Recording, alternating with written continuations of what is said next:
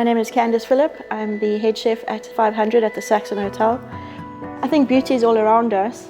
Beauty is, especially when we're talking about food, beauty comes across in you see things before you eat them. So, like they say, you eat with your eyes first.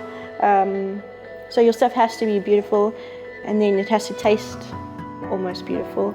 And it's all about the small things, really. I think the fine details, the small touches, things that people sort of overlook.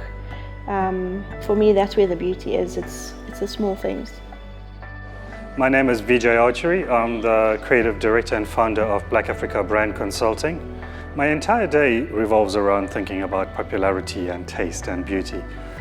We may not obviously see it in the way that we judge work or the way that we create work, but certainly in every decision we make, in every way that we analyze a project, it is all about making something aesthetically pleasing, but also something that functionally works as well. Being in the food industry, creativity plays a big role. Trends are always changing, you have to keep up with the times. It plays a big part, and you don't want to be the same as everybody else, so you keep pushing yourself. Beauty must move us, and it must be both aesthetic and also functional. I think inherently in every piece of design, there must be a functional element. Does it work? Can it deliver can it work in a particular way? And aesthetically, it has to work.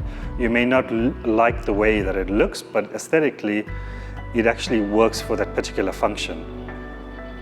I've come to know about the product that I've chosen very simply by going out to dinner.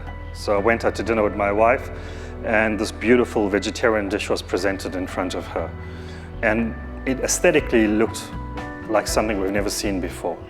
It was beautifully crafted, it had amazing colors, and also it used something that was very simple. It was just 2 ingredients, asparagus and peas.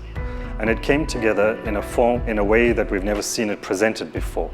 Sometimes when you look at food, it's always beautiful to look at and you don't want to touch it, but this was something beyond that. It actually jumped out of the plate and it forced you to want to eat it.